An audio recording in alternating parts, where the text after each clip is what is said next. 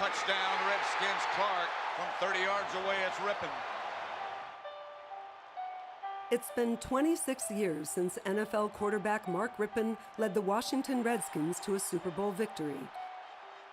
I was privileged to present the championship Lombardi Trophy to the Redskins and to Rypien, the MVP of the game. You answered every challenge. You gambled on a one-year contract. What does this mean? Well, it's beyond all that. It's a great effort.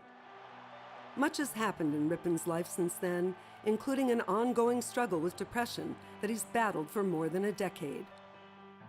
Rypien was especially affected last January when Tyler Hilinski, the quarterback for his alma mater, Washington State, committed suicide. Rypien sat down with me at Dan Jansen's charity golf event to talk about both Hilinski and the challenges that he has faced. How did Tyler's death affect you? First of all, it was a shock. This is a guy that's got everything going for him in his life, you would think. On the outside? Yeah, on the outside, but inside, the demons and dark side that was leading him down this path. From what I'm hearing, nobody knew about it. Why can't we talk about mental health? And mental health and depression and suicide, ideation and suicide are all linked together. Like Hilinski, Mark Rypien seems to have had a charmed life. But once football ended, everything changed. Probably many athletes experience depression, but how was it for you as an athlete? You're at the pinnacle, you're a Super Bowl MVP, and then to become depressed. You know, you've got people raising you up, putting you on a pedestal all the time. Now all of a sudden it's over with. The lights are out. You know, all that's done. You know, you're not that guy anymore. There's another guy that's going to be that guy. You know, and so your life kind of goes on. But you're like going, wait, I was that guy. I mean, this is me. I mean, you put me there. You put me up here. Now you feel that, oh, you're not there anymore, and you're yesterday's news. Yeah, yesterday's news, and so and then you have some other things, you know, that happen in your life and that are happening in your life, and you're going, God, this life sucks. After retiring, Rypien's behavior changed. He struggled with uncontrollable anger before attempting suicide 8 years ago by taking 150 Advils and washing them down with a bottle of Merlot. Rypien wondered if his many concussions were now to blame.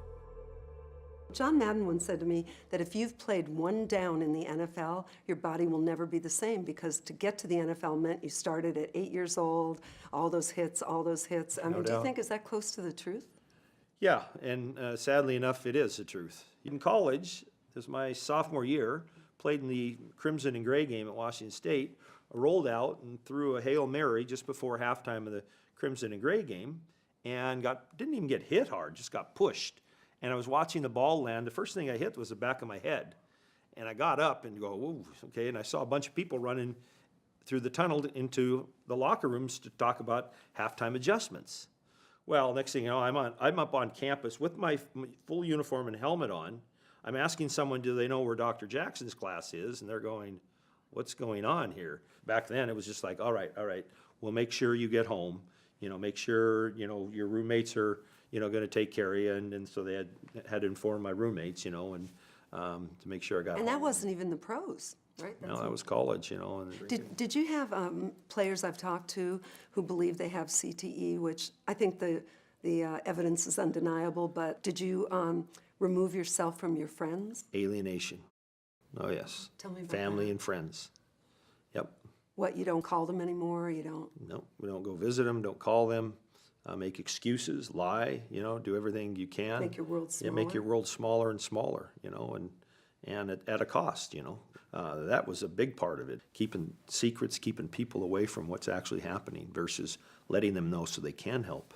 What led you to trying to take your own life? You know, your life kind of spirals down. You as a parent, you feel, you know, you've let your own kids down. As a husband, you've let your own wife down.